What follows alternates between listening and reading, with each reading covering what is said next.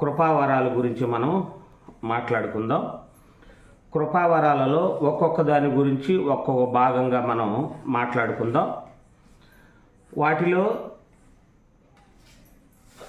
కృపావరాలు ఎన్నో విధాలుగా ఉన్నా కానీ ఒక్కొక్క వరాన్ని మనం మాట్లాడకపోయే ముందు ఆ మాట్లాడుకునే విషయాల్లో ఆ వరాలలో ఒకటి ఈరోజు భాషల వరం వెనక ఉన్న దేవుని ఉద్దేశం గురించి మనం ఆలోచిద్దాం.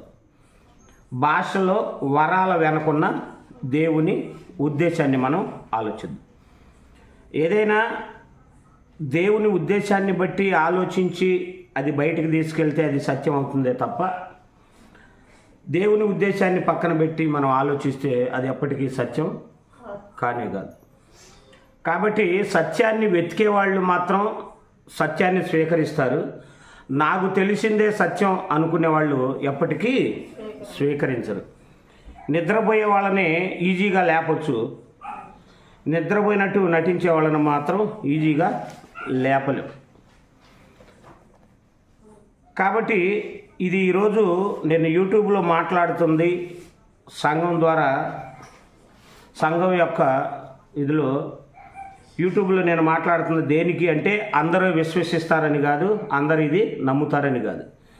సత్య సంబంధులు ఎవరైనా కొందరైనా ఉంటారు. వారిలో కొందరైనా దుప్పి నీటి వాగుల కోసం ఆశపడినట్టుగా సత్యం కోసం ఆశపడే వాళ్ళు ఉంటారన్న ఉద్దేశంతో లక్షల మందిలో కనీసం 10 మంది అయినా ఉంటారని వారి కోసం మాట్లాడటమే తప్ప ఇది సత్యాన్ని అసత్యంగా మార్చి గలిబిలి చేసి గందరగోళం చేసే వాళ్ళ కోసం నేను ఈ వీడియో మాట్లాడట్లేదు.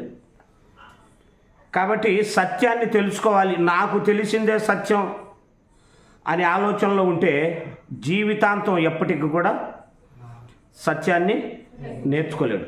కాబట్టి వాక్యం వినేవాళ్ళకి మొట్టమొదటిగా ఉండవలసిన లక్షణం ఏంటో తెలుసా? వాక్యం వినేవాళ్ళకి లేదా సత్యం తెలుసుకోవాలనుకునే వాళ్ళకి మొట్టమొదటిగా ఉండవలసిన లక్షణం ఇది బైబిల్లో నుంచి ఒకసారి మనం చూద్దాం. అది కూడా ఎందుకంటే ఆయనే చెప్పాలి. ఏది మాట్లాడినా బైబిల్ మాట్లాడాలి. ఎందుకంటే మనకంటే జ్ఞానవంతుడు కాబట్టి ఆయన దేవుడు, ఆయన మాట్లాడితే బాగుంటుంది. అందుకని సత్యం తెలుసుకోబోయే వాళ్ళకి మొట్టమొదటి ఉండవలసిన లక్షణం ఏంటో తెలుసా? 1 కొరింథీ పత్రిక 15వ అధ్యాయం, పౌలు గారు కొరింథీయులకు రాసిన 1 పత్రిక 15వ అధ్యాయం 2వ వచనం లేదా మొదటి నుండి చదవండి. మరియు సహోదరులారా, నేను మీకు ప్రకటించిన సువార్తను మీకు తెలియపరుచుతున్నాను. మీరు దానిని అంగీకరించితిరి, దాని అందే నిలిచి ఉన్నారు. ఎందుకు నిలిచి ఉన్నారు? అది మొట్టమొదట సత్యం తెలుసుకోవాల్సిన వాళ్ళు వచ్చినప్పుడు ముందు వాళ్ళ విశ్వాసం దాన్ని పక్కన పెట్టాలి. కుండలో నీళ్లు పోసేటప్పుడు ముందు కుండను ఖాళీ చేయాలి. కుండలో కొత్త నీరు పోస్తున్నప్పుడు కుండను ఏం చేయాలి? ఖాళీ చేయాలి. అలాగే సత్యం తెలుసుకోవటానికి వచ్చినప్పుడు నేను తెలుసుకుంది సత్యం, నాకు తెలిసిందే సత్యం అనే ఆ విశ్వాసం ఎప్పుడైతే నీలో ఉంటుందో ఎంత చెప్పినా దానికి వక్రీకరిస్తారే తప్ప దాన్ని హృదయంలోనికి వెళ్ళనిచ్చే మనసు అస్సలుకు ఉండదు. అందుకని ఇలాంటి వాళ్ళు ఉంటారని పౌలు గారికి ఎప్పుడో తెలుసు కాబట్టి ఆయన ఏమన్నాడు తెలుసా? సత్యం తెలియాలనుకునే మీలో ముందు మీకున్న విశ్వాసం అది ఏదైతే ఉంటుందో ఆ విశ్వాసం ముందు వ్యర్థమైపోవాలి. దాన్ని పక్కన పెట్టి కొత్తగా వినే మనసు నీకుంటేనే నేను ఏ ఉపదేశ రూపంగా మీకు బోధించుతునో అది మీకు అర్థమైతే తప్ప మీరు అదే విశ్వాసంతో కూర్చుంటే నేను ఎంత మాట్లాడినా మీకు అర్థం కాదు అన్నాడు. కాబట్టి సత్యం తెలుసుకునే వాళ్ళకి ఏమంటున్నాడు? ముందు మీ విశ్వాసం అది వ్యర్థమైపోవాలి. అంటే హృదయాన్ని ఖాళీ చేసుకోండి. కాసేపు 1 గంట సేపు నాకు తెలిసింది నిజం కాదు అనుకోండి, అనుకొని వినండి అని పౌలు గారు చెప్తున్నాడు. కాబట్టి అలాంటి వాళ్ళ కోసం నేను ఈరోజు వరాల గురించి మాట్లాడుతున్నాను. వాటిలో ఒక్కొక్క భాగంగా మాట్లాడుతూ సత్యాన్వేషణల కోసం మరి ఈ వీడియో చేయడానికి మరి దేవుడు ఆలోచన ఇచ్చాడు. మరి ఆలోచన ప్రకారం ముందుకెళ్దాం. మనకు తెలుసు, అంశంలోకి వెళ్దాం. ఇంకా మనకు తెలుసు పాత నిబంధన కొత్త నిబంధన అనేది 2 నిబంధనలు దేవుడు ఓవరాల్గా మనకి ఇచ్చాడు. పాత నిబంధనలో లేదా పాత నిబంధనకు ముందు కానీ దేవుడు ఎన్నుకున్న వాళ్ళు మాత్రమే దేవుడి పిల్లలు ఇశ్రాయేలీలు ఉన్నారు. దేవుడు ఇశ్రాయేలీలు మాత్రమే నా పిల్లలు అని చెప్పాడు. పాత నిబంధనలో అన్యజనులకు ప్రవేశం లేనే లేదు. ఎందుకు అంటే అందులో పక్షపాతం ఉందా అంటే లేదు. ఈ ఉద్దేశాన్ని చెప్పి ముందుకెళ్తా. ఎందుకు అన్ని జనుల్ని దేవుడు ధర్మశాస్త్ర కాలంలో అన్ని జనులను ఎందుకు ప్రవేశింపనీయలేదు? చట్ట ప్రకారం రాహాబు గారు వచ్చారు, అక్కడక్కడ వచ్చారు కాదనట్ల. అయితే చట్ట ప్రకారంగా ఎందుకు ప్రవేశింపనీయలేదు అంటే జాగ్రత్తగా వినండి మాట. దేవుడిని ఎప్పుడు కూడా పక్షపాతిగా మనం చూడకూడదు. ఒక మనిషి ఇల్లు కడుతున్నాడు. ఇల్లు కడుతున్నప్పుడు ఆ ఇంటి ఓనర్ ఏం చేస్తాడు తెలుసా? బేల్దారి మేస్త్రిని, కరెంటు పని చేసే అతన్ని, పైపులు పెట్టే అతన్ని, టైల్స్ వేసే అతన్ని, వీళ్ళందరిని పిలవడు ఒక్కసారి. మరి ప్రారంభంలో ఎవరిని పిలుస్తాడు? మేస్త్రిని మాత్రమే పిలుస్తాడు. బేల్దారి మేస్త్రిని మాత్రమే పిలుస్తాడు. మళ్ళీ అతని దగ్గర హెల్పర్ చేసే హెల్పర్స్ని వాళ్ళని ఎవరిని పిలవడు. మీకు అర్థమైందా? మరి ఏం చేస్తాడు? ఫస్ట్ మేస్త్రిని ఎన్నుకుంటాడు. పని జరిగే కొద్దీ శంకుస్థాపన చేసే రోజు ఆయనే ఉంటాడు. మరుసటి రోజు అతనితో పాటు ఏం చేస్తారు? కొంతమంది మేస్త్రులు ఉంటారు. కొంచెం పని జరిగిన తర్వాత వాళ్ళతో పాటు కొంతమంది కూలీలు వస్తారు. వాళ్ళతో పాటు ఇంకొంచెం వర్క్ జరిగిన తర్వాత ఏం చేస్తారు? మట్టి పని వాళ్ళు వస్తారు. వాళ్ళు వచ్చి ఏం చేస్తారు? బెడ్ వేస్తారు. అది అయిపోయిన తర్వాత మళ్ళీ ప్లంబర్స్ వస్తారు. ప్లంబర్స్ అయిపోయిన తర్వాత కబోర్డ్లు వేసేవాళ్ళు వస్తారు. కబోర్డ్లో పోసేవాళ్ళు అయిన తర్వాత ఇలాగా ఒక బిల్డింగు ప్రారంభంలో ఒక మేస్త్రి ఉంటాడు. బిల్డింగ్ అయిపోయేసరికి అన్ని రకాల వాళ్ళు ఆ బిల్డింగ్ని ఏం చేస్తారు? పూర్తి చేస్తారు. ప్రారంభంలోనే అందరిని పిలిస్తే అందరిని పిలుస్తాడు. కాలాన్ని బట్టి వాళ్ళ అవసరాన్ని బట్టి పిలుస్తాడే తప్ప ఒక్కసారి అన్ని జనులు కూడా పిలవచ్చు కానీ హేతువాదులు ఏం చేస్తున్నారో తెలుసా? లేదా హైందవ సోదరులు బైబిల్ గురించి అర్థం కాని వాళ్ళు ఏం చేస్తున్నారో తెలుసా? మీ దేవుడు ఇశ్రాయేలీకే దేవుడు, అందరికి కాదు అని వాళ్ళు తెలియక ఏం చేస్తున్నారు? మాట్లాడుకుంటున్నారే తప్ప దేవుడు ఈ ఉద్దేశంతోనే ముందు ఇశ్రాయేల్ని పిలిచాడు. కాలం పరిపూర్ణమైనప్పుడు తన కుమారుడి ద్వారా అందరిని కూడా పిలవాలనుకున్నాడు. దీనినే క్రీస్తు యేసునందు మర్మంగా ఉంచాడు. ఇంత వివరించి చెప్పుకోవడానికి మనకు సమయం లేదు కాబట్టి దీన్నే మర్మంగా ఉంచాడు దేవుడు. అదే క్రీస్తు యేసును గుర్చిన మర్మం అన్నాడు. మరి ధర్మశాస్త్ర కాలంలో అన్ని జనులను ఏం చేశాడు? ఒకసారి చూడండి. నిర్గమాకాండం టక్క వెళ్ళిపోదాం. నిర్గమాకాండం 12వ అధ్యాయం 19వ వచనం. 7 దినములు 12వ అధ్యాయం 19వ వచనం. నిర్గమ 7 దినములు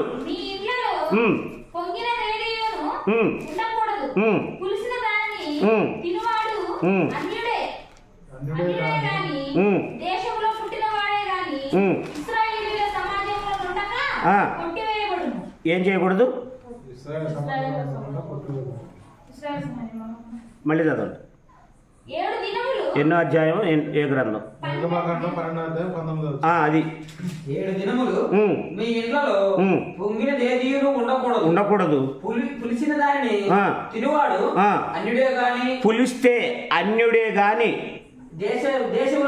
దేశములో పుట్టిన వాడే గాని ఇశ్రాయేలీల సమాజంలో ఉండక కొట్టివేయబడును అన్నాడు. మీకు అర్థమైందా? తర్వాత లేవికాండం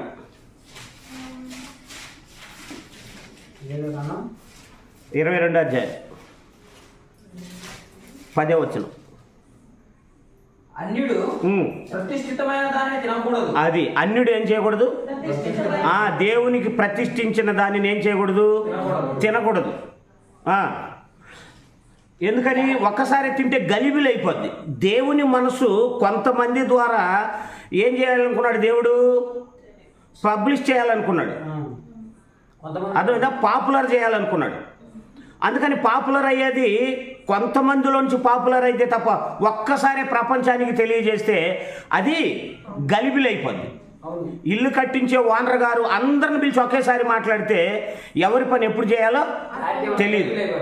ఇల్లు స్టార్ట్ చేయకముందే కరెంట్ అతన్ని పిలిచామనుకో, ముందు బేల్దారి మేస్త్రిని పిలవండి అంటాడు.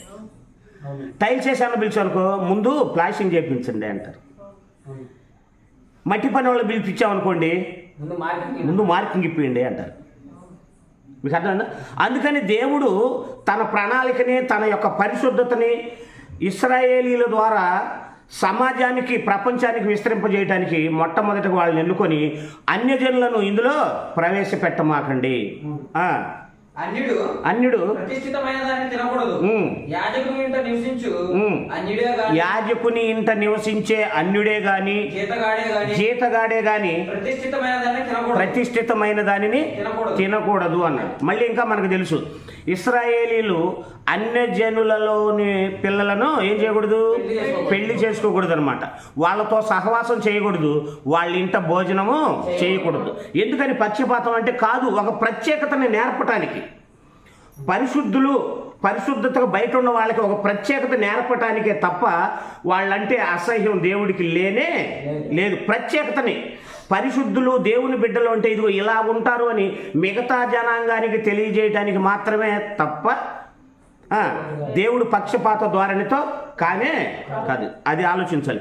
అది బైబిల్ తెలియక హేతువాదులు అనుకుంటున్న వాళ్ళు, హైందవ సోదరులు అనుకుంటున్న వాళ్ళు అపార్థం చేసుకుంటున్నారు అంతే తప్ప వాళ్ళు కూడా అనాలని కాదు, వాళ్ళు తప్పు పట్టాలన్న ఉద్దేశం కానీ కాదు.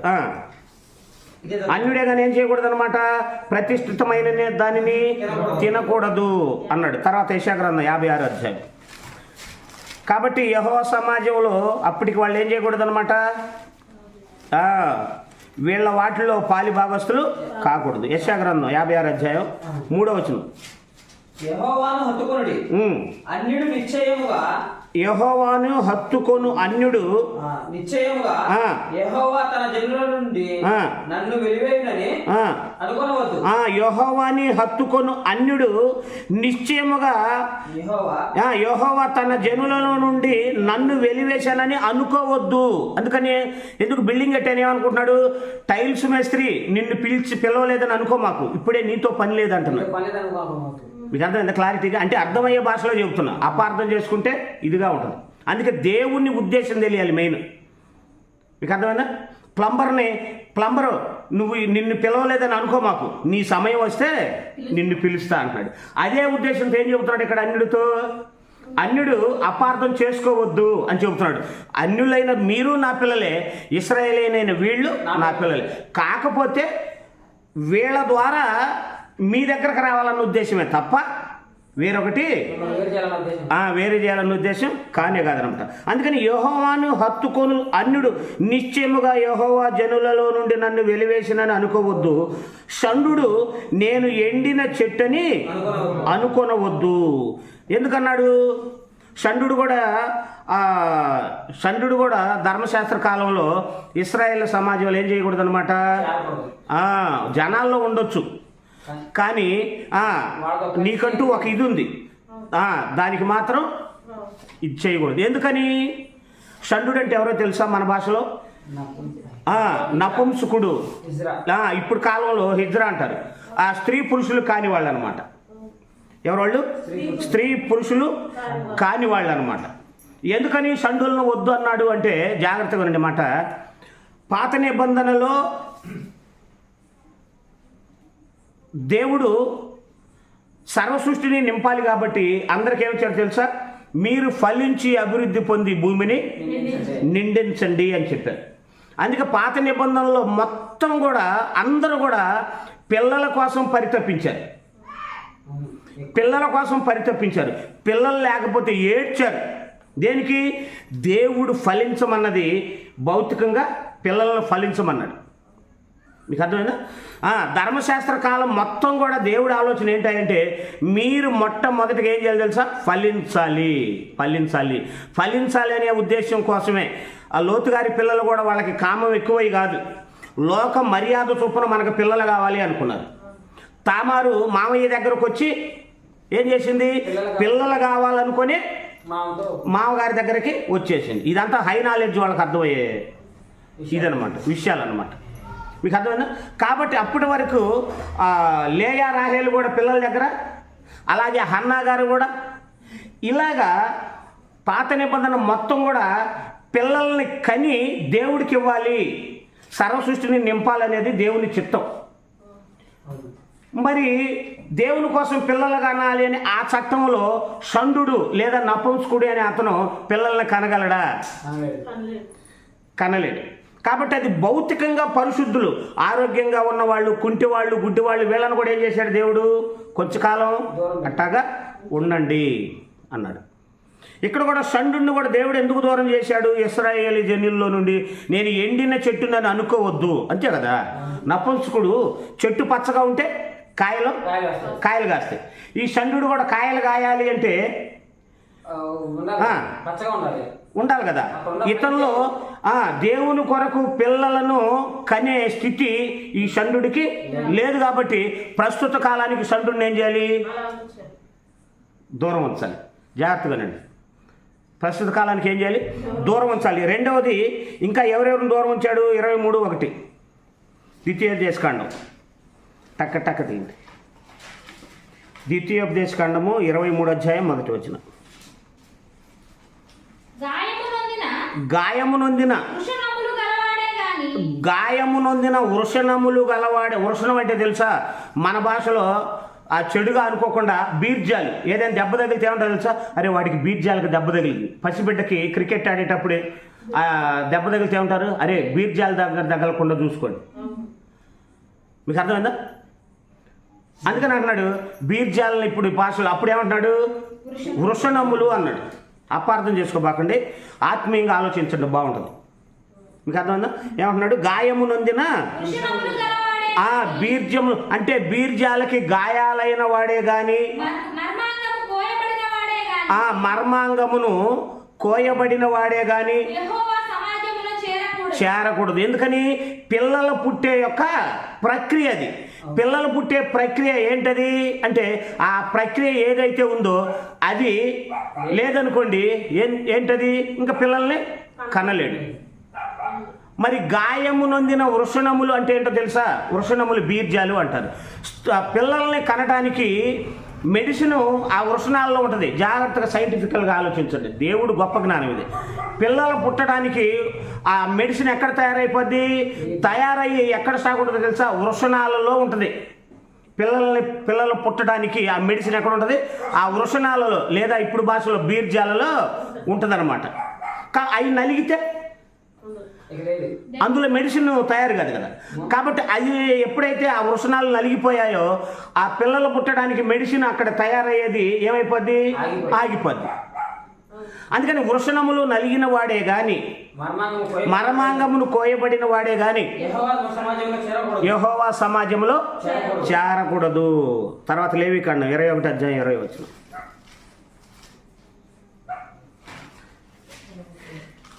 జాగ్రత్తగా ఉండండి. మన మాటలు మీరు అనుకోవచ్చు, ఇదేంటయ్యా బాబు భాష గురించి మాట్లాడదామని ఇది తీసుకొని వస్తున్నారేంటని మీరు అనుకోవచ్చు.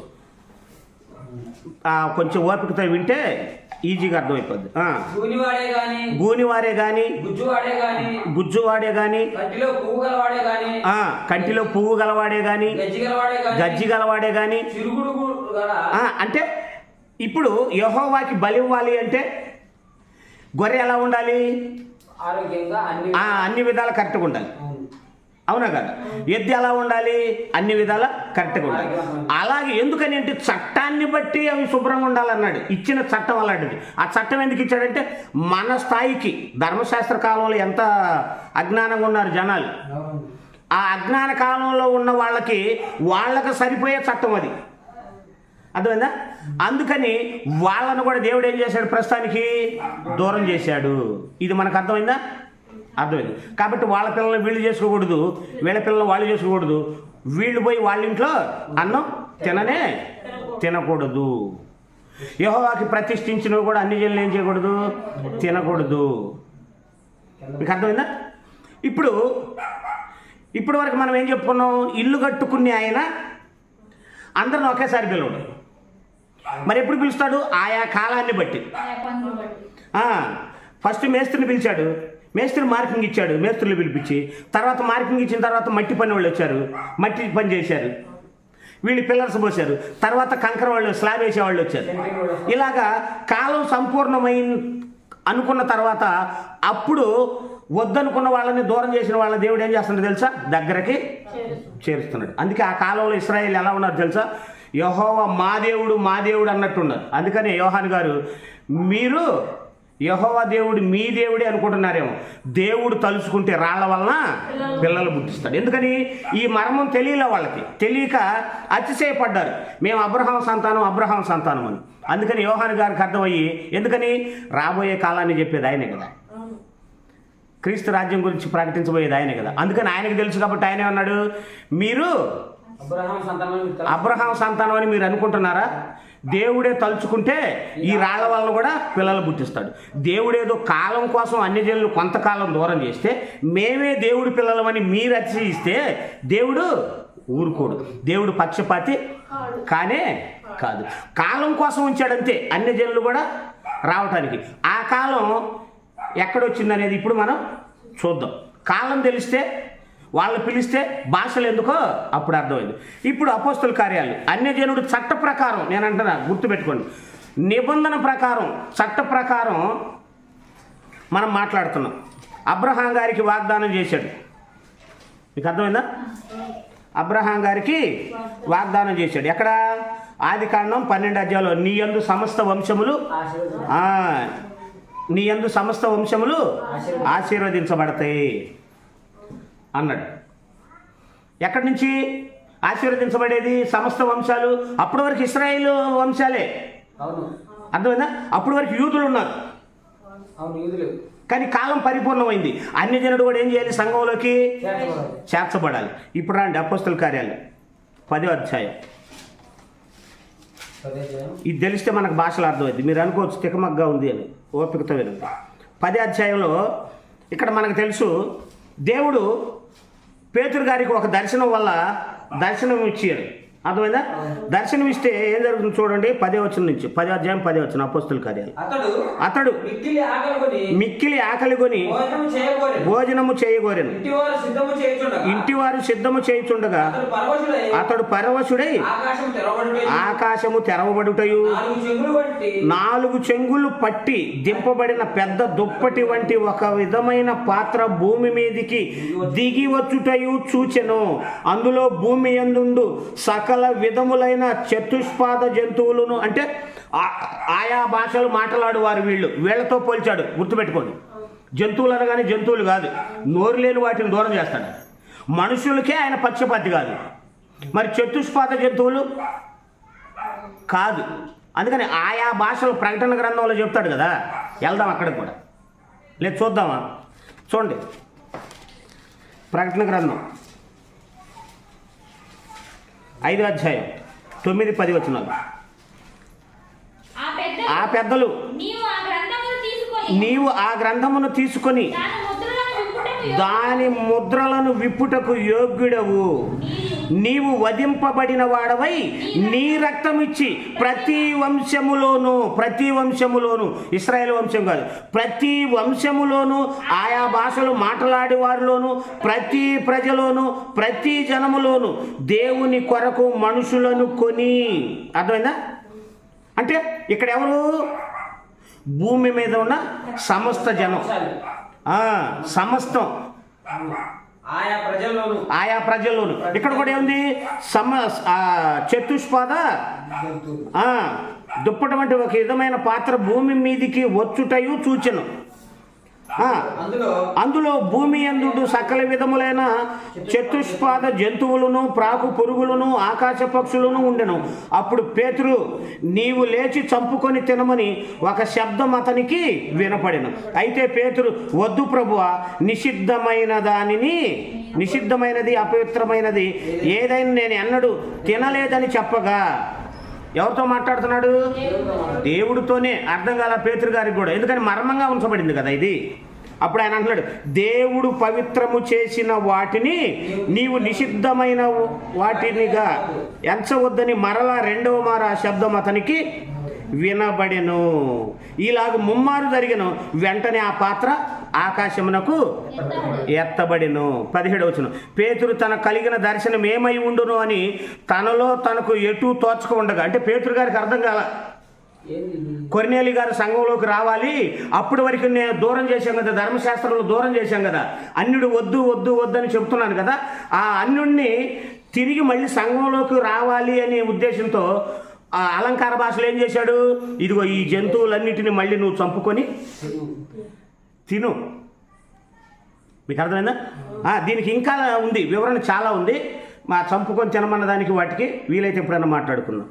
17, పేతురు తన కలిగిన దర్శనం ఏమై ఉండునో అని తనలో తనకు ఎటూ తోచక ఉండగా కొర్నేలి పంపిన మనుషులు సీమోను ఇల్లు ఏదని విచారించి తెలుసుకొని వాకిట నిలిచి ఇంటి వారిని పిలిచి, పేతురు అను మారు పేరు గల సీమోను ఇక్కడ దిగి ఉన్నాడా అని అడిగిరి.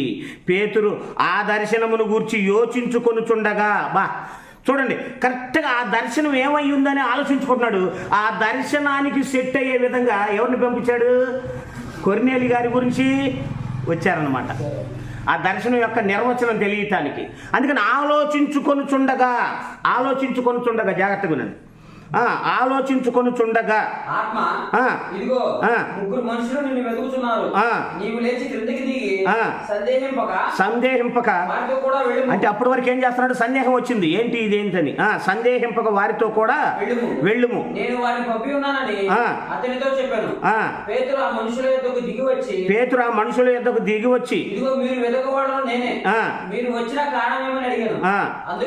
అందుకు వారు నీతిమంతుడును దేవునికి భయపడువాడును యోధాజనులందరి వలన మంచి పేరు పొందిన వాడునైనా అది చెప్పాడు. అర్థమైందా? అర్థమయ్యి ఏం మాట మాట్లాడుతుండో 28లోకి రండి, అప్పుడు బాగుంటుంది.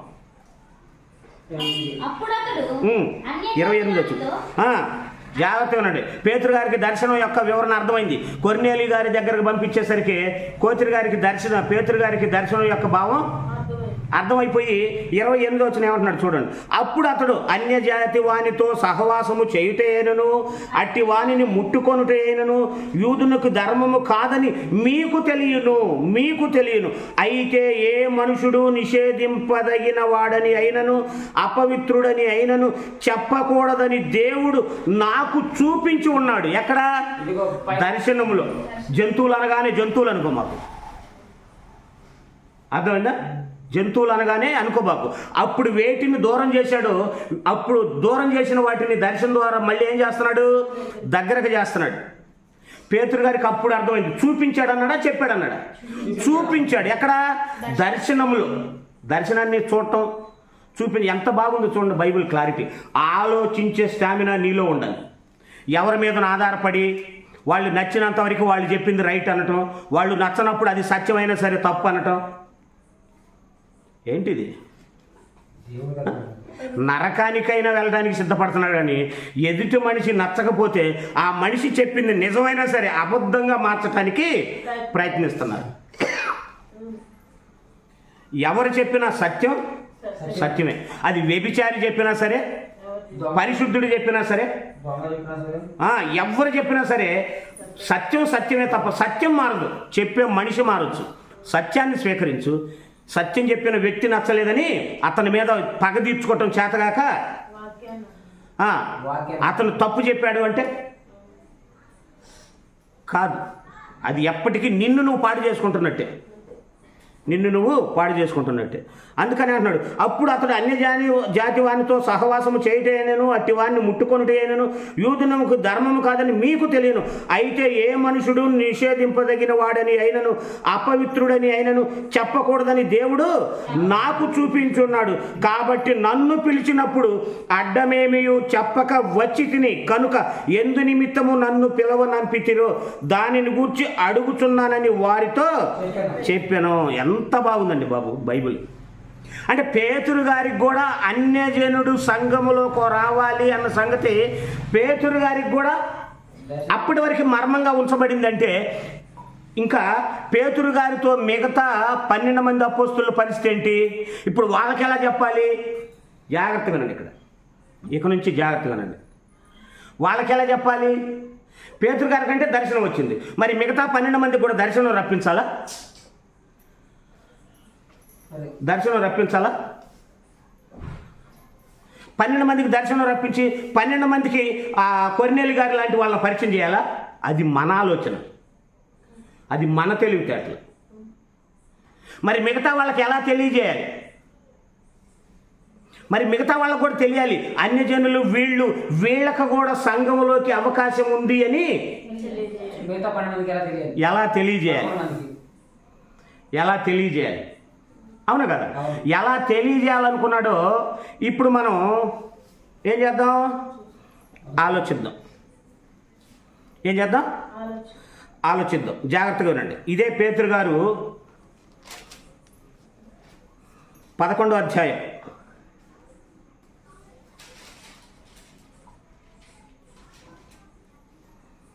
లేదా 19వ అధ్యాయం తీయండి, తర్వాత ఇక్కడికి వద్దాం. 19వ అధ్యాయం తీసారా? ఇక్కడి నుంచి జాగ్రత్తగా వినండి. 19 తీసారా? 5 నుండి చదవండి. వారు ఏ మాటలు? మొదటి నుండి చదవండి.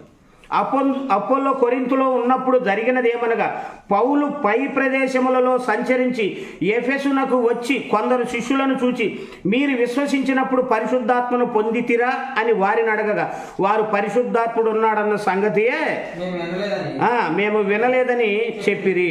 అప్పుడు అతడు, అలాగైతే మీరు దేనిని బట్టి బాప్తిసం పొందితిరని వారు అడుగగా, వారు యోహాను బాప్తిస్మమును బట్టియే అని చెప్పిరి. అందుకు పౌలు, యోహాను తన వెనక వచ్చు అని యందు అనగా యేసునందు విశ్వాసం ఉంచవాలని ప్రజలతో చెప్పుచు మారు మనసు విషయమై ఎవరికి బాప్తిసం ఇచ్చాడు? ఇశ్రాయేలుకా అన్యులకా? ఇశ్రాయేలుకి. ఇప్పుడు అపోస్తలుల బాప్తిసం ఎవరికి? ఇశ్రాయేలీలతో కలిపి అన్ని జనులకి. అవునా కదా? ఇప్పుడేం జరిగింది చూడండి, 5వ వచనం. ఆ మాటలు విని ప్రభువైన యేసునామమున బాప్తిస్మము పొందిరి. పౌలు వారి మీద చేతులుంచగా పరిశుద్ధాత్మ వారి మీదికి వచ్చెను. వచ్చినప్పుడు ఏం జరిగింది?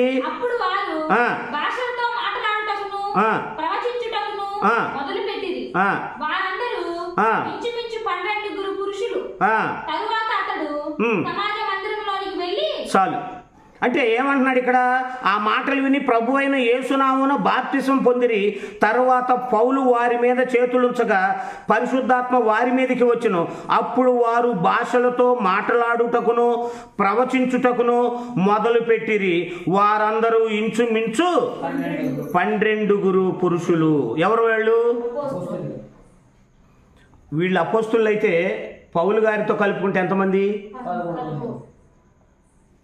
మీకు అర్థమైందా? అందుకే లాజిక్ ఉండాలి. వాళ్ళు 12 మంది అయితే అపోస్తులు పౌలు గారితో పేతురు గారితో కలుపుకుంటే, అవునా కదా? అప్పుడు వారు భాషలతో మాట్లాడటకును ప్రవచించుటకును మొదలుపెట్టిరి.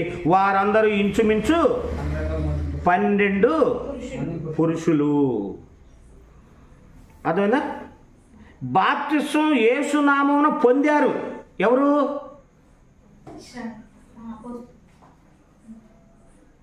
బాప్తిసం పొందింది ఎవరు? ఇక్కడ ఇశ్రాయేలీలా అపోస్తలులా? ఎలాగా? ఇప్పుడు వరాలు పేతురు గారి ద్వారా అందరికి ఇచ్చాడా? లేదా అందరికి ఇచ్చాడా వరం? మరి అప్పుడు ఆ పేతురు గారి ద్వారా అపోస్తలుల దగ్గరకు వచ్చింది. అప్పుడు వాళ్ళు ఎంతమంది? వారందరూ ఇంచుమించు 12 పురుషులు. ఇంచుమించు అంటే అప్పుడు ఇక్కడ బాప్తిసం పొందేటప్పుడు పేతురు గారు అపోస్తలులను అడిగాడా, మీరు బాప్తిసం పొందినప్పుడు పరిశుద్ధాత్మను పొందితిరా అని? వాళ్ళకి తెలీదా?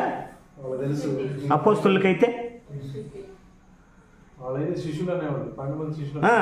శిష్యులు కదా. అపోస్తుల కార్యం దగ్గరకు వచ్చేసరికి వాళ్ళు 12 మంది శిష్యులు కదా. అర్థమైందా? కాబట్టి ఇక్కడ బాప్తిసం పొందింది ఎవరు? ఇశ్రాయేలీయులు లేదా అన్ని జనుల. సరే, ముందుకు వద్దాం. తర్వాత మళ్ళీ వెనక్కి రండి, 10వ అధ్యాయంలోకి రండి. అంతలోకి ఇది మనసులో పెట్టుకోండి, ఓకేనా?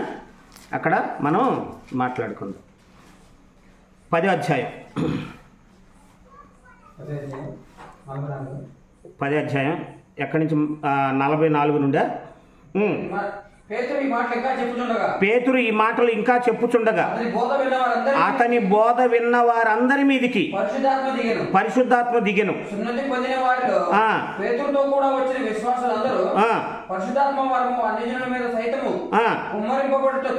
జాగ్రత్తగానండి. ఇక్కడ మళ్ళీ చదువుతా, నేను చదువుతా, జాగ్రత్తగానండి. పేతురు ఈ మాటలు ఇంకా చెప్పుచుండగా అతని బోధ విన్న వారందరి మీదకి పరిశుద్ధాత్మ దిగను. ఇక్కడ బోధ విన్నది ఇశ్రాయేలు, అన్యులు కూడా. అన్యులు కూడా. అర్థమైందా? విన్నవారందరి మీదకి పరిశుద్ధాత్మ దిగెను. సున్నతి పొందిన వారిలో పేతురుతో కూడా వచ్చిన విశ్వాసులందరూ, సున్నతి పొందిన వారిలో పేతురుతో కూడా వచ్చిన సున్నతి పొందిన వారు ఎవరు? ఇశ్రాయేలీయులు. అర్థమైందా? సున్నతి పొందిన వారి చదవండి. సున్నతి పొందిన వారిలో పేతురుతో కూడా వచ్చిన విశ్వాసులందరూ పరిశుద్ధాత్మ వరము అన్ని జనుల మీద సైతము కుమ్మరింపబడుట చూచి. అండర్లైన్ చేసుకోండి. సున్నతి పొందిన ఇశ్రాయేలీలు ఏం తెలుసుకున్నారు? పరిశుద్ధాత్ముడు మీ మీదకే కాదు, అన్య జనుల మీదకు కూడా వచ్చాడని వాళ్ళకి తెలియాలి. మీకు అర్థమైందా? ఇప్పుడు చదవండి. పరిశుద్ధాత్మ వరము 46 పొందిన వారిలో 46 వచ్చిన పరిశుద్ధాత్మ వరము అన్యజనుల మీద సైతము కుమ్మరింపబడుట చూచి విభ్రాంతి నొందారు. ఎందుకు విభ్రాంతి? అరే, దేవుడి పిల్లలు మనమే కదా. ఆత్మ వస్తే ఎవరి మీదకి రావాలి? మన మీదకి రావాలి. ఏది వేసినా, ఏ వరం ఉన్నా ఎవరి మీద ఉండాలి? మన మీద ఉండాలి. మరి అన్యజనుల మీదకి ఆత్మ వచ్చిందేంటి అంటే, అన్యజనులను కూడా దేవుడు ఏర్పాటు చేసుకున్నాడన్న సంగతి ఎవరికి తెలియాలి? అపోస్తులందరికీ తెలియాలి. వారితో పాటు ఇశ్రాయేలీలందరికీ, సున్నతి పొందిన ఇశ్రాయేలీలందరికీ తెలియాలి. ఇప్పుడు పేతురు గారి కంటే దర్శనం ద్వారా చెప్పాడు పేతురు గారిని చేర్చుకోమని. ఇప్పుడు వీళ్ళ 12 మందికి, మిగతా యూదులందరికీ లేదా ఇశ్రాయేలీలందరికీ చెప్పాలి అంటే ఏం చేయాలి? అందరికి దర్శనాలు ఇవ్వాలా? కాదు. మరేం చేయాలి? వాళ్ళు కూడా కాలం సంపూర్ణమైంది, వాళ్ళు కూడా సంఘంలోకి రావాలి అంటే, వీళ్ళని కూడా దేవుడు ఎన్నుకున్నాడు అన్యజనులు సైతం అని వీళ్ళకి తెలియాలి అంటే, ఇప్పుడు భాష లేదా పరిశుద్ధాత్మ వీళ్ళ మీదకి రావాల్సిన అవసరం ఉందా లేదా? ఉందని ఆయన ఉద్దేశం, మంద కాదు. ఆయన ఉద్దేశం. ఆయన తలుచుకుంటే ఏ కోణంలో అయినా సరే రప్పించగలడు. ఆయన ఆదేశానికి మనం తలవంచాలి తప్ప, ఆయన ఉద్దేశానికి మనం తలవంచాలి తప్ప మన ఉద్దేశంలోకి చేసుకోకూడదు. అందుకని వాళ్ళకి ఆలోచన వచ్చిందంటే, పేతురు గారు దర్శనం ద్వారా అన్యజనులకు కూడా ప్రవేశం ఉంది అని తెలుసుకున్నట్టుగా, మిగతా అపోస్తులకి, మిగతా యూదులందరికి కూడా అన్యజనులు కూడా దేవుడు ఏర్పాటు చేసుకున్నాడు అని తెలియజేయడానికి మాత్రమే వాళ్ళకి పరిశుద్ధాత్మ వరము, భాషలు మాట్లాడే వరం. యూదులు తెలుసుకోవటానికే భాషలు ఇచ్చాడు అక్కడ. యూదులకి వీళ్ళు అన్యజనులు కూడా దేవుడు ఎన్నుకున్నాడు అని తెలియాలి అంటే, వీళ్ళకి మీదకు వచ్చినట్టుగా వాళ్ళ మీద కూడా వచ్చినప్పుడే వీళ్ళు ఏమైపోతారు? అన్యజనులు మనతో పాటు ఎవరు? సమాన వారసులని తెలిసిపోద్ది. ఆ మాట ఎక్కడుంది? 11వ అధ్యాయం, ఇదే అపోస్తుల కార్యాలు 11వ అధ్యాయం 17వ వచనం.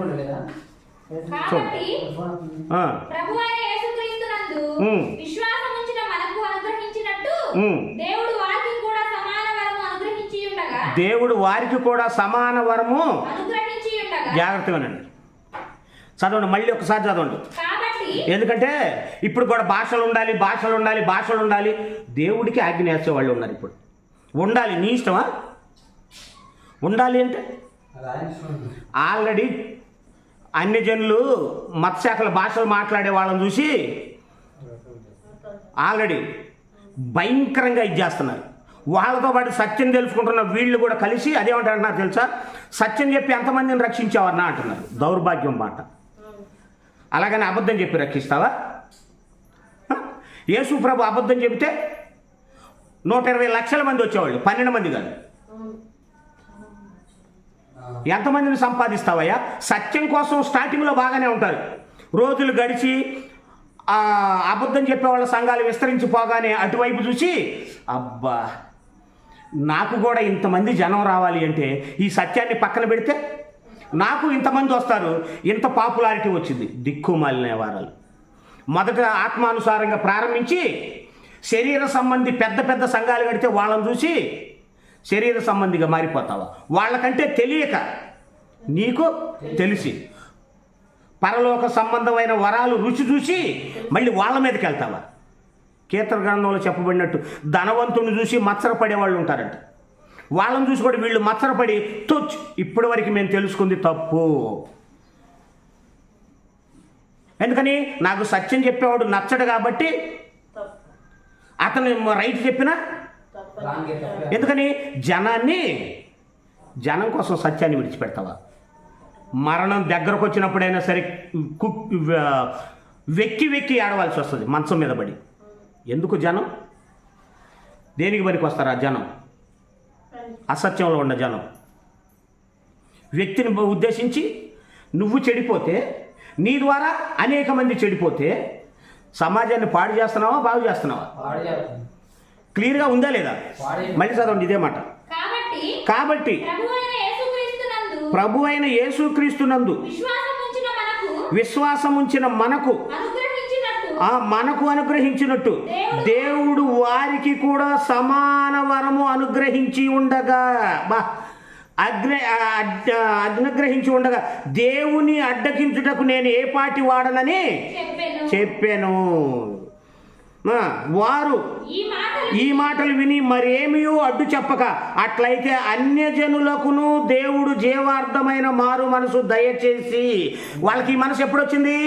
వాళ్ళు కూడా వీళ్ళలాగా భాషతో మాట్లాడారు, పరిశుద్ధాత్మతో నింపబడ్డారు కాబట్టి వీళ్ళకి ఆ నమ్మకం వచ్చింది. ఏమని? అన్యజనులు సైతం మనతో పాటు సమాన వారసులు అని. వాళ్ళు కూడా సమాన వారసులని తెలియజేయటానికి మాత్రమే పరిశుద్ధాత్మనిచ్చాడు. తెలియజేయటానికి మాత్రమే భాషలను ఇస్తే నువ్వు దాన్ని తీసుకొని ఇప్పుడు కూడా పిచ్చా? లేకపోతే చాలా క్లారిటీగా, ఇంత క్లారిటీగా బైబిల్లో మళ్ళీ వీటిని కూడా వక్రీకరిస్తారు. వీటిని కూడా వక్రీకరించి మాట్లాడినప్పుడు అప్పుడు వస్తుంది బాధ, కోపం అన్నీ. ఎందుకని? ఏ బాధ్యత భారం లేనాడు కోపంతో పనే ఉంది. బాధ్యత ఉండి తప్పును వక్రీకరిస్తారనుకున్నప్పుడు దేవుడికి అవమానం వస్తుంటే కోపం రాక నవ్వుతారా? ఇలాంటి వాళ్ళు ఏం చేస్తారు తెలుసా? వాళ్ళ పర్సనల్ విషయాలైతే కోపడతారు. వాళ్ళ చోట్లకి ఎవరైనా 2 అంగుళాలు జరిగారనుకో అప్పుడు క్రైస్తవుడు అని కూడా మర్చిపోతారు. వాళ్ళని ఎవరైనా అన్నారనుకో అప్పుడు చూపిస్తారు. ఇప్పుడు దేవుడిది కదా, వాడినిగా అనేది మాదే ఉంది, దేవుడిని కదా అవమానించేది. చూసే జనాలకు ఎలా ఉంటుంది? అబ్బా చూడు ఎంత సాత్వికంగా చెప్తున్నాడు, ఎంత మంచివాడు చూడు. అబ్రహాం గారు చూడు కోప్పడతాడు. కోప్పడకుండా ఉంటాను నేనేమన్నా నీలాగా? బాధ్యత ఉన్నవాడికే కోపం వస్తుంది.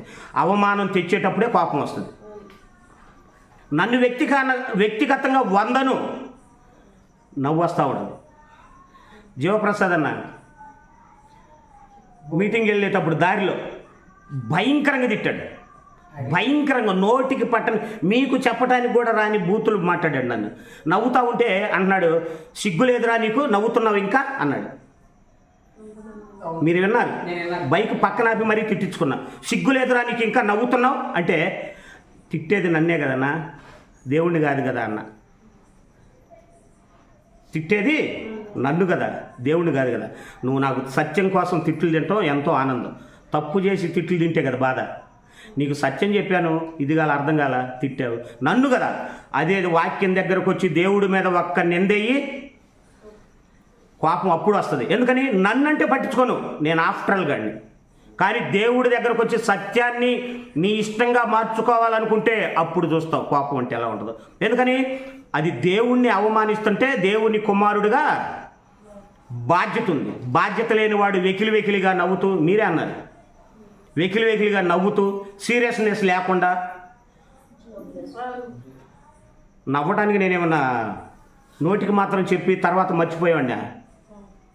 అప్పుడు అన్నాడు చానాళ్ళ తర్వాత ఒకరోజు మల్లం సెంటర్లో కనపడి, అయ్యా అబ్రహాం అని భుజాన్ని చేస్తాయన్నా అంటే, ఇక్కడైనా చిన్న షాప్ ఒకటి తీసుకున్నాము, మన సామానాన్ని ఇందులో పెట్టాము అని భుజాన్ని చేసి ఆప్యాయంగా పలకరించాడు. ఎందుకని ఆయన తిడతా ఉంటే నవ్వాను, నన్ను కాబట్టి తిట్టింది.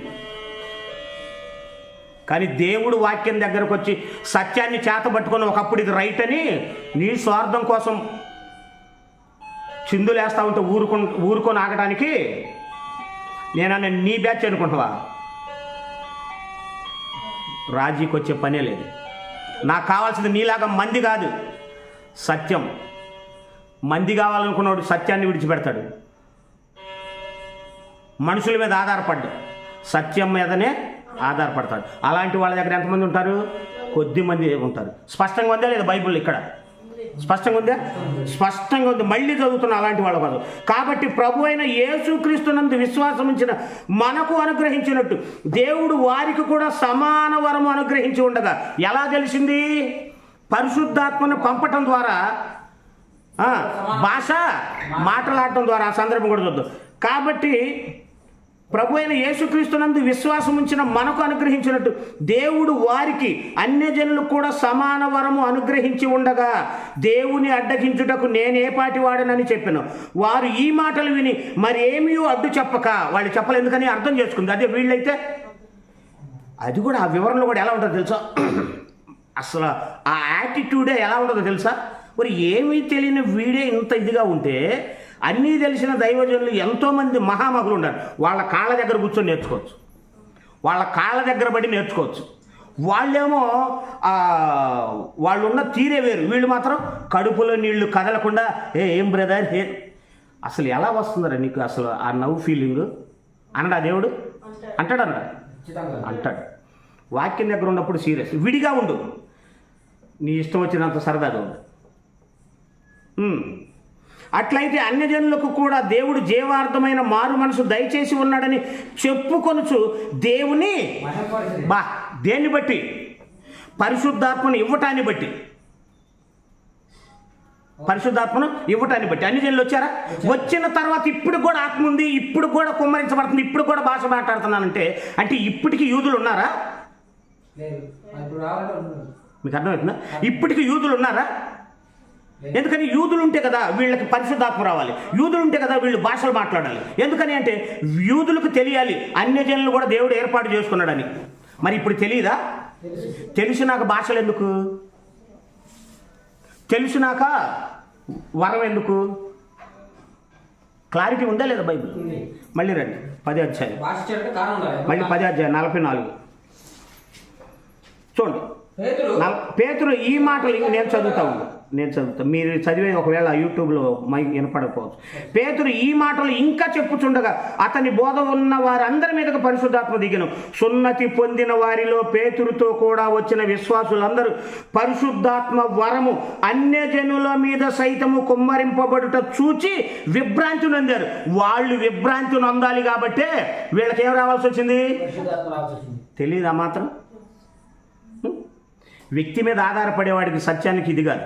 నీకంటూ సొంత కష్టం ఉండాలి, నువ్వంటూ ఆలోచించు. సంఘానికి దైవజనుడు, సంఘానికి దైవజనుడు నువ్వు. 24 గంటలు దేవుని ధ్యానించడమే నీ పని, నీ విధి అదే. తిన్నా తినకపోయినా ఎవరో ఏదో చెప్పారు అది రైటు, వీడు నచ్చలేదు కాబట్టి ఇది తప్పు. ఇంకా చిల్డ్రన్ మైండ్ ఇంకెప్పుడు ఎదిగేది? బైబిల్లో ఎదిగేది ఎప్పుడు? పరిశుద్ధాత్మ వరము అన్యజనుల మీద సైతము కుమ్మరింపబడుట చూచి అండర్లైన్ చేసుకోండి. విభ్రాంతి నొందిరి. ఏలయనగా చూడండి, ఎందుకంటే ఎంత క్లారిటీగా ఉందో చూడండి. ఏలయనగా వారు భాషలతో మాట్లాడుచు దేవుని ఘనపరుచుచుండగా వినిరి. ఎవరు వాళ్ళు? అన్యజనులు. భాషలు ఎందుకు? వీళ్ళకి అర్థం కావాలి కాబట్టి. మేము దేవుడి పిల్లలం కాబట్టి మాకు భాషలు వస్తున్నాయి. Common, there is no different. అవునా కదా? There is no different. అందుకని ఏం కావాల్సి వచ్చింది ఇక్కడ? పరిశుద్ధాత్మ వాళ్ళ మీదకి రావాల్సి వచ్చింది. ఎందుకు రావాలి? యూదులు నమ్మాలి కాబట్టి, అపోస్తులు నమ్మాలి కాబట్టి. పేతురు గారికి దర్శనం ద్వారా తెలిసింది. మిగతా వాళ్ళు నమ్మాలి, మిగతా యూదులు నమ్మాలి. నమ్మాలి అంటే వీళ్ళ మీదకి ఏం రావాలి? వరం రావాలి, భాష రావాలి.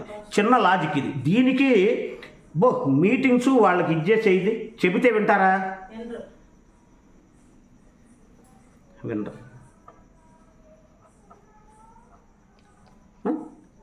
నష్టం ఎవరికి? బాధ. ఇప్పటికీ బాధతోనే. మన మీద పెద్ద జ్ఞానులం కాదు. దేవుడు ఒక్క నరం చిన్న తెప్పిస్తే నువ్వెంత, నీ బతికెంత అనిపిస్తుంటుంది.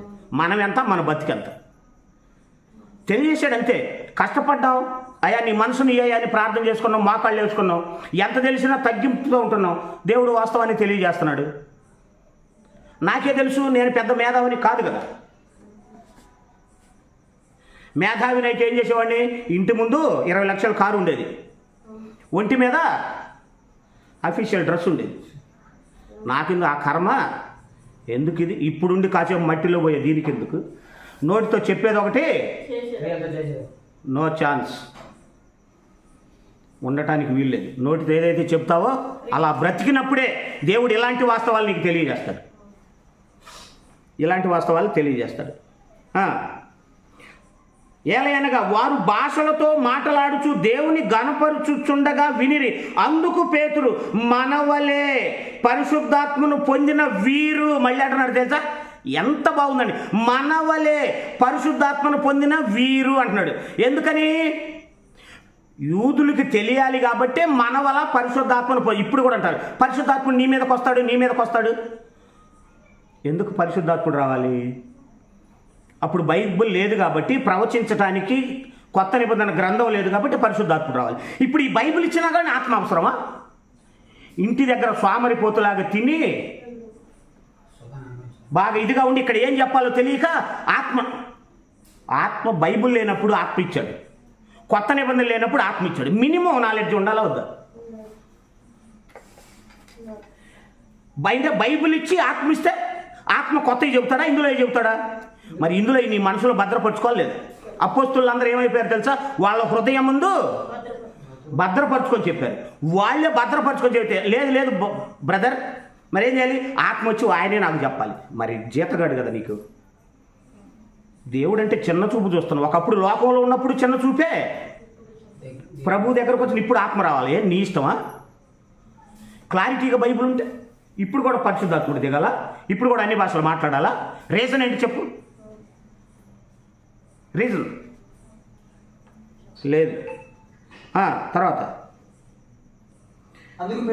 అందుకు పేతురు, మన వలనే పరిశుద్ధాత్మను పొందిన వీరు బాప్తిసం పొందకుండా ఎవడైనాను నీళ్లకు ఆటంకము చేయగలడా? అందుకు అన్యజనులు బాప్తిసం దగ్గరకు నడిపించాలి. అపోస్తలులు యూదులు ఏం చేయాలి? వీళ్ళు కూడా సమాన వారసులు. 11-17 ఉంది కదా. వీరును మనవలనే సమాన వారసులు అండర్లైన్ చేసుకోండి. మనవలనే సమాన వారసులు. వాళ్ళకి తెలియజేయడానికి పరిశుద్ధాత్మ, తెలియజేయడానికి భాషలే తప్ప నీవు అక్కడికి ఇంకా భాషలు ఎందుకు? భాషలు ఎందుకు? ఇప్పుడు ఎందుకు? అప్పుడు యూదులు ఉన్నారు, అపోస్తలులు ఉన్నారు. వాళ్ళకి తెలియాలి. ఏమని? దేవుడు అన్ని జనులు కూడా ఎన్నుకున్నాడని పంపబడుతున్న వీళ్ళకి తెలియాలి, అక్కడున్న యూదులకి తెలియాలి. కాబట్టి భాష అవసరం, పరిశుద్ధాత్మ అవసరం. అందుకని అదే మాట ఇక్కడ చెప్తున్నాడు చూడండి. కొరింథీ పత్రిక 14వ అధ్యాయం. ఇక్కడ నొప్పించకుండా మాట్లాడుతూ 14వ అధ్యాయం 21-22 కదా. అన్య భాషలు మాట్లాడువాడు జనుల ద్వారాను, ఈ జనుల అన్య భాషలు మాట్లాడు జనుల ద్వారాను ఏంటి పరజనులు అని ఉంది స్పష్టంగా. అన్య భాషలు మాట్లాడు జనుల ద్వారాను సారీ నాదే తప్పు రెండోసారి కదా ఉంది. అన్య భాషలు మాట్లాడు జనుల ద్వారాను పరజనుల పెదవుల ద్వారాను అండర్లైన్ చేసుకోండి. ఎవరి ద్వారా? ఈ అన్య భాషలు మాట్లాడు జనుల ద్వారాను పరజనుల ద్వారాను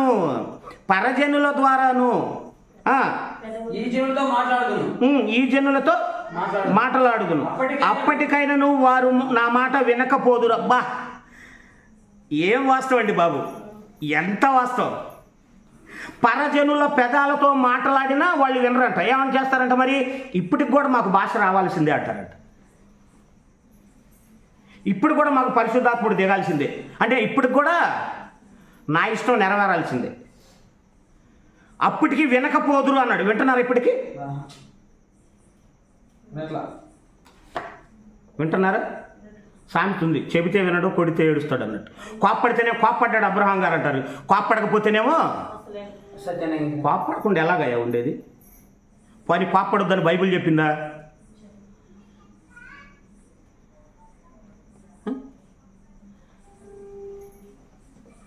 అవునా కదా? పరజనుల పెదవుల ద్వారాను ఈ జనులతో మాట్లాడతాను, అప్పటికైనను వారు నా మాట వినకపోదురు అని ప్రభువు జరగబోయేది ముందే చెప్పాడా? ముందే చెప్పాడా? ఎక్కడ చెప్పాడు?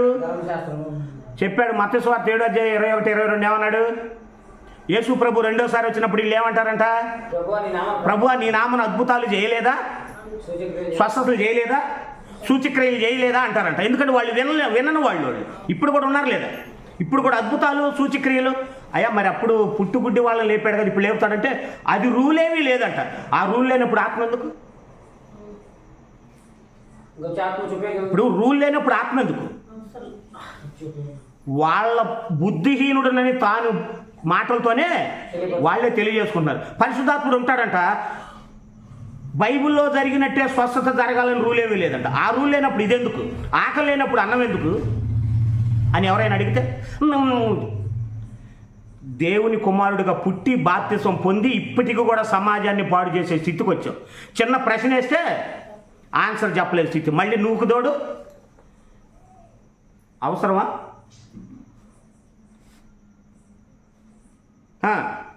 కాబట్టి ఇప్పటికైనాను వారు నా మాట వినకపోతురు అని ప్రభువు చెప్పుచున్నాడని ధర్మశాస్త్రంలో రాయబడి ఉన్నది. కాబట్టి చూసారా? కాబట్టి బికాజ్ బట్ కాబట్టి భాషలు విశ్వాసులకు కాదు అవిశ్వాసులకే సూచకమై ఉన్నవి. భాషలు విశ్వాసులు కాదు అవిశ్వాసులకే సూచకమన్నవి. ఏ విశ్వాసులు? అప్పుడున్న విశ్వాసులకి. ఇప్పుడున్న విశ్వాసులకా? కాదు. అప్పుడున్న విశ్వాసులకి. ఎందుకు అంటే అపోస్తులను గుర్తించాలి. యూదులు కూడా అన్యజనులకు ప్రవేశం ఉందని గుర్తించాలి. ఎంత బాగుందండి బాబు క్లారిటీ. బైబిల్ క్లారిటీ ఉందా లేదా? మామూలు క్లారిటీ లేదు. అప్పటికి వినకపోదురు అన్నాడు. అందుకని యేసు ప్రభువారు ఇదే మాటను ఉద్దేశించి మత్తయి సువార్త 7:21-22 ఆ దినమున నన్ను చూసి ప్రభువా ప్రభువా అంటారంట అని నన్ను పిలిచేవాడు పరలోక రాజ్యంలో చేరాడు. ఎందుకని? అప్పుడున్న ఆత్మలు నాకు ఇప్పుడు కూడా అయ్యా. ఎందుకని? నేను పాస్టర్ని అనుకోవాలంట. అప్పుడున్న పరిశుద్ధాత్మ నాకు ఇవ్వయ్యా. ఎందుకని? తెలియనప్పుడు నేర్చుకుంటావా? నేర్చుకో. చెప్పేవాడి దగ్గర వింటావా? వినవు. ఎందుకని? అవమానం. ఏ బాధ ఉండదు, ఏ ఇది ఉండదు. నేను పనికి వెళ్తున్నప్పుడు ఒకటే బాధేసింది. అందరూ హాయిగా బతుకుతున్నారు. పని చేయకపోతేనేమో బలహీనత. డబ్బున్నా కానీ పని చేయకపోతే అదొక రకమైన బాధ. ఏంటయ్యా ఇది? అంతే ఉంటుంది. ఆ బాధ ఉండాలి. ఒక్కరోజు లేదా ఒక వారం రోజులు ఇంటి దగ్గర ఉంటేనే భయం, ఏంట్రా బాబు అని. అలాంటిది సేవ పేరుతో రెస్ట్ తీసుకోండి, మంచిదే. కానీ ఏది సత్యం? బిజీగా ఉంటే మంచిదే, కానీ ఏది సత్యం? అప్పటికి వినకపోదురు అని చెప్పాడు. కాబట్టి బట్ భాషలు విశ్వాసులు కాదు, అవిశ్వాసులకే సూచకం. సూచకం అంటే అండర్లైన్ చేసుకోండి. సూచకం అంటే గుర్తించేది. భూమి పుట్టినప్పుడు దాకా భూమి నశించిపోయిన దాకా గుర్తించేది కాదు అది. అంటే ఇప్పుడు కూడా ఉంటే ఈ సూచకం ఏంటి? ఇంకా సూచకానికి అర్థం ఏంటి? కాబట్టి వీళ్ళు అన్ని జనులు ఎన్నుకున్నాడంటానికి భాషలు ఇచ్చాడు, వీళ్ళే అపోస్తులు అంటానికి చిహ్నాన్ని ఇచ్చాడు. 2 కొరింథీ పత్రిక 2 కొరింథీ 12 అధ్యాయం 12 వచనం.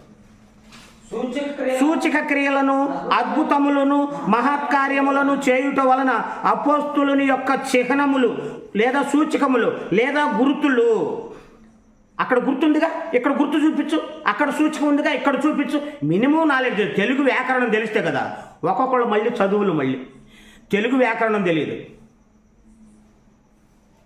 వ్యాకరణం తెలిస్తే కదా మీకు అర్థం అవడానికి. అక్కడ సూచకం ఉంది, అక్కడ ఉన్నట్ట సూచకం ఉంటే ఇక్కడ చూపించు. నీ ఇష్టమా ఆయన ఇష్టమా? రాసిన సందర్భాలు వేరు, రాస్తున్నప్పుడు పరిసరాలు వేరు. పరిసరాలను బట్టి భాష మారింది, ఉద్దేశం ఒకటే కదా. సూచక క్రియలను అద్భుతములను మహత్కార్యములను చేయుట వలన అపోస్తలుని యొక్క చిహ్నములు పూర్ణమైన ఓరిమితో మీ మధ్యన నిజముగా కనబరచబడిన. మీ మధ్య అంటే ఎవరున్నారు అక్కడ? యూదులు. ఇప్పుడు ఎందుకు సూచనలు? యూదులు ఉన్నారా? యూదులకి కనబరచాలి, యూదులకి సూచక్రియలు అవసరం. యూదులు ఎందుకని? వీళ్ళనే యేసు ప్రభు నమ్మాడని యూదులు నమ్మాలి కాబట్టి యూదులకి సూచన, యూదులకి చిహ్నం. ఇప్పుడెందుకు చిహ్నం? ఇప్పుడెందుకు పరిశుద్ధాత్మ? ఇప్పుడెందుకు పరిశుద్ధాత్మ? రీజను.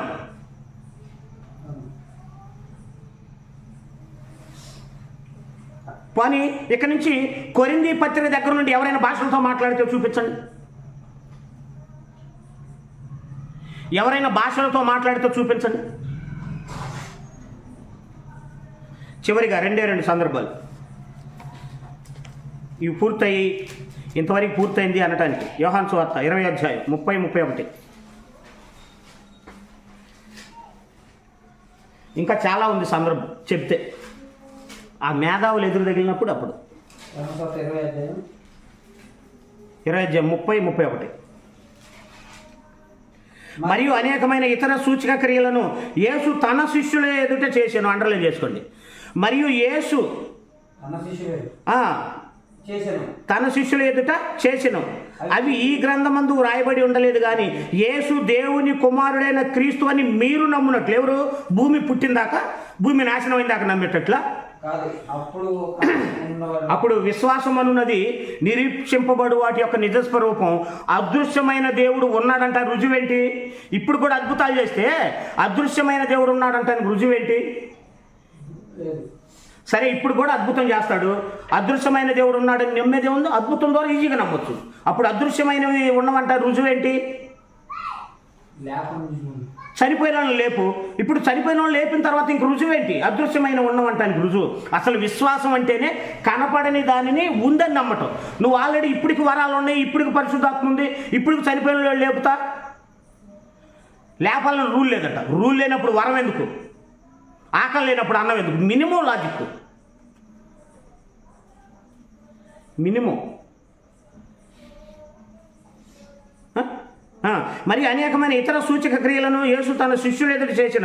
అవి ఈ గ్రంథమందు వ్రాయబడి ఉండలేదు కానీ యేసు దేవుని కుమారుడని మీరు నమ్మునట్లును నమ్మి ఆయన నామమందు జీవము పొందునట్లు ఇవి వ్రాయబడిన. ఎవరు మీరు అంటే ఎవరున్నారు అక్కడ? యూదులు నమ్మాలి. యేసుక్రీస్తు దేవుని కుమారుడని యూదులు నమ్మాలి. నమ్మకనే కదా 12 మంది అపోస్తులు చంపింది.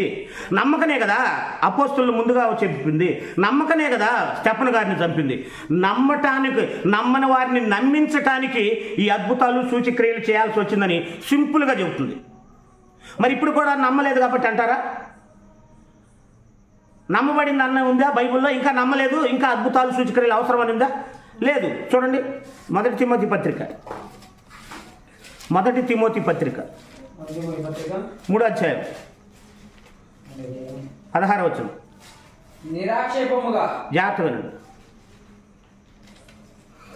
నిరాక్షేపముగా దైవభక్తిని గూర్చిన మర్మము ఏంటది మర్మం గొప్పదై ఉందంటే జాగ్రత్తగానండి. ఫైనల్గా ఇది నిరాక్షేపముగా అంటే ఆక్షేపణ లేదు, ఇది ఇంకా లేదు, ఒకడు ఆక్షేపణ పెట్టడానికి వీలు లేదు.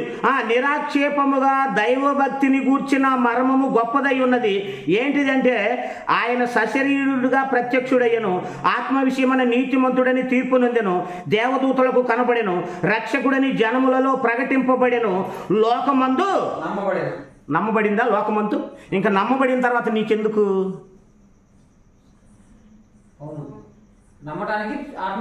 నమ్మటానికి సరే ఇప్పుడు కూడా వరాలు ఉన్నాయి అంటే అదృశ్యమైనవి ఉన్నవనటానికి రుజువు ఏం చూపిస్తావు నువ్వు?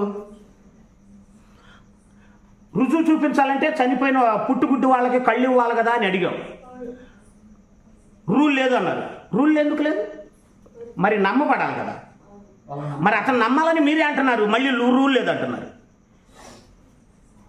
ఒకే నాలుగుతో బుద్ధిహీనుడు తాను బుద్ధిహీనుడని తన మాటల వల్ల ఏం చేస్తాడంట? నమ్మబడిందా? నమ్మబడిందా? లోకమందు నమ్మబడిందా? నమ్మబడినాక ఎందుకు వరాలు? అందుకని ఇక్కడి నుంచి కొరింథీ పత్రిక దగ్గర నుంచి ఎవరైనా భాషలతో మాట్లాడారా అన్ని జనులు? ఇప్పుడు మీకు ఒక సందేహం రావచ్చు. అపోస్తుల కార్యాలు 2వ అధ్యాయంలో ఎందుకు? ఇది అందరికీ తెలిసింది కాబట్టి 2 మాటలు చెప్పి ముగిస్తా. అపోస్తుల కార్యాలు 2వ అధ్యాయంలో భాషలు ఎందుకు రావాల్సి వచ్చిందంటే ఆ రోజు ఇశ్రాయేలీల్ని జాగ్రత్తగా ఉండండి, మత్తయి సువార్త 10వ అధ్యాయంలో పంపిస్తూ మీరు అన్యజనుల దారిలోనికి వెళ్ళకుడి, నశించిన ఇశ్రాయేలీల దారిలోనికే మీరు వెళ్ళండి అని చెప్పాడు. అర్థమైందా? కాబట్టి ముందు ఎవరి దగ్గరికి వెళ్ళాలి సువార్త? ఎవరి దగ్గరికి? యూదుల దగ్గరికి లేదా ఇశ్రాయేల్ దగ్గరికి వెళ్ళాలి. అవునా కాదా? ఇప్పుడు రండి మళ్ళీ అపోస్తుల కార్యాలు 2వ అధ్యాయంలో షార్ట్ కట్లో టక్కన ముగించేస్తా. ఇది అందరికీ తెలిసిందే కాబట్టి. అర్థమైనా? కాబట్టి ఇశ్రాయేలీలను ముందు ఏం చేశాడు? చాలామంది అంటారు అపోస్తులు అన్ని జనుడికి ఎన్నుకున్నాడన్నా. ఎవరిని? పౌలు గారిని. అప్పుడు పౌలు గారు అన్యులకే చెప్పాలి కదా. ముందు ఎవరికి చెప్పాడు? మరి ఇశ్రాయేల్కి చెప్పాడు. ఇశ్రాయేల్తో పాటు అన్యులకి ఎంచుకుంటే వీళ్ళేం తెలుసా? అన్యులకి సపరేట్గా. అప్పుడు యూదులకు చెప్పని సందర్భాలు ఉండాలిగా. ఏముండదు అక్కడ. చిన్న ప్రశ్న వేస్తే దొరుకుతాం అనుకుంటారు. మళ్ళీ అవమానం కదా వీళ్ళకి అవమానం కాకూడదు కాబట్టి దాన్ని ఏం చేస్తారు? నిదానంగా నీళ్లు తాగిన అసలు ఒక్క రిఫరెన్స్ కూడా లేదు. రిఫరెన్స్ తీసి చెప్పు బ్రదర్ అని ఒకళ్ళు అడగారు. ఎందుకు? నువ్వు మావాడివే, నేను మీ వాడిని, మనకి నా పరువు నీ తీయద్దు, నీ పరువు. ఆ బాధే నాకు కడుపులో రగిలిపోతుంది. ఒకడినొకడు మోసం చేసుకోండి. ఇతనికి తెలుసు ఇతను నాకు అనుకూలుడు అని, అతనికి తెలుసు నేను అతనికి అనుకూలుడు అని. ఒకడినొకడు మోసం చేసుకుంటా ఉంటే నవ్వటానికి నేను ఇదా? బైబిల్ ఇంత స్పష్టంగా చెబితే చూడండి. అందుకని వాళ్ళకి రావాలి ముందు వాళ్ళు అందరూ కూడా ఎక్కడికి రావాలి? క్రీస్తుని విశ్వసించాలి. ముందు యూదులు సంకల్ప ప్రకారం యూదులు క్రీస్తుని విశ్వసించాలి. క్రీస్తుని విశ్వసించాలి అంటే అందరూ ఒక చోట ఉండాలి. ఆ ఒక చోట ఉండే సందర్భమే యెరూషలేము దగ్గరకు వచ్చారు. అప్పుడు వచ్చింది దేవుడి అవకాశం. 2వ అధ్యాయం 5వ వచనం. ఆకాశము క్రిందను ప్రతి జనములో నుండి వచ్చిన భక్తిగల యూదులు యెరూషలేములో కాపురముండిరి. చాలు అంటే భక్తిగల యూదులందరూ యెరూషలేములో కాపురం ఉన్నారు. కాపురం ఉన్న వీళ్ళకి ఈ అపోస్తులని దేవుడే పంపించాడు, ప్రభువే పంపించాడని నమ్మాలిగా. ప్రభువే పంపించాడని నమ్మాలి అంటే ఇదిగో యేసు ప్రభు మమ్మల్ని పంపించాడు నమ్మండి అంటే నమ్ముతారా? ఇప్పుడు లేఖనాలు ఉంటేనే వీళ్ళు ఇది అట్లా నమ్మండి అంటే నమ్ముతారా? కొత్త బాధ చేస్తున్నాను బాగా చెప్పావు, లాజిక్ సూపర్గా చెప్పావు. అంతే కదా. కొత్త బోధ చేస్తున్నారని అందరూ కూడా ఏం చేస్తారు? చంపుతారు. కన్ఫామ్గా చంపుతారు. కొత్త బోధ ఎవడరాను? యెరూషలేము వచ్చి యెరూషలేములో ధర్మశాస్త్రం గురించి చెప్పాల్సి ఉంటే కొత్త బోధ తెచ్చామని అందరూ కలిసి ఏం చేస్తారు? చంపుతారు. అప్పటి వరకు చంపారు కదా, చంపుతారు. వాళ్ళు చంపకుండా ఉండాలి. వీళ్ళని యేసుక్రీస్తు పంపించాడని వీళ్ళకి తెలియాలంటే ఏం చేయాలి? పరిశుద్ధాత్మ రావాలి. కాబట్టి పరిశుద్ధాత్ముడు వచ్చాడు. వాళ్ళకి ఆశ్చర్యం వేసింది, విభ్రాంతి నొందారు. యోవేలు ప్రవచనం గుర్తొచ్చింది. యోవేలు గారు చెప్పాడు కదా ఇప్పుడు నెరవేరింది అని అక్కడ వాక్యం విన్న వాళ్ళందరూ ఏమయ్యారు? ఇంచుమించు 3,000 మంది బాప్తిస్మం పొందారు. అంటే ఇక్కడ 12 మందికి వచ్చిందా, 120 మందికి వచ్చిందా అంటే 120 మందికి వచ్చిందన్నా దొరికేది మీరే. 12 మందికి వచ్చిందన్నా దొరికేది మీరే. ఎందుకని ఎటు వస్తే ఏమైంది? ఆడ ఉద్దేశం ఏంటి? కొత్త బోధ చేస్తున్నారని చంపకుండా వీళ్ళే అపోస్తులని సూచించడానికి చిహ్నం భాషలో రావాల్సి వచ్చింది. ఆ భాషల్లో ఆకాశం క్రింద ఉన్న యూదులందరికీ ఎవరెవరు ఏ స్టేట్ నుండి వచ్చారో ఆ భాషలతో మాట్లాడేసరికి వీళ్ళందరూ ఏమైపోయారు? ఆశ్చర్యపోయారు. యోవేలు గారి ప్రవచనాన్ని పేతురు గారు గుర్తు చేస్తే అప్పుడు ఇదైపోయి సైలెంట్ అయిపోయి ఏం చేశారు? ఎంతమంది? ఇప్పుడు అవసరం. ఇప్పుడు భాష ఎందుకు చెప్పు? ఇప్పుడు భాష ఎందుకు? దేనికి? అందుకని కొరింథీ పత్రిక 14వ అధ్యాయంలో మీరందరూ తర్వాత చదవండి. పౌలు గారు భాషలు ఆపడానికి ప్రయత్నించినట్టుంటుంది. ముఖ్యంగా ప్రకటించడం. ఇప్పుడు మరి ప్రకటించే వరం ఉందిగా అంటారు. వరం ఎందుకు? పిచ్చోడా ఇది ఉండగా దీన్ని పట్టుకొని చెప్పు. అప్పుడు వరం ప్రకటించాలంటే బైబిల్ లేదు కాబట్టి ప్రకటించే వరం ఉంది. ఇప్పుడు బైబిల్ ఉందిగా, ఈ వరం ఉందిగా అంటారు. ఇది వరం కాదు, ఇచ్చాడు బైబిల్. ఇచ్చిన తర్వాత వరం ఎందుకు? అంటే ఇది కావాలా అది కావాలా రెండు కావాలా అంటే నీ ఇష్టమేనా? అని నీ ఇష్టమేనా దేవుడు అంటే? అర్థమైంది ఇక్కడ సింపుల్ లాజిక్,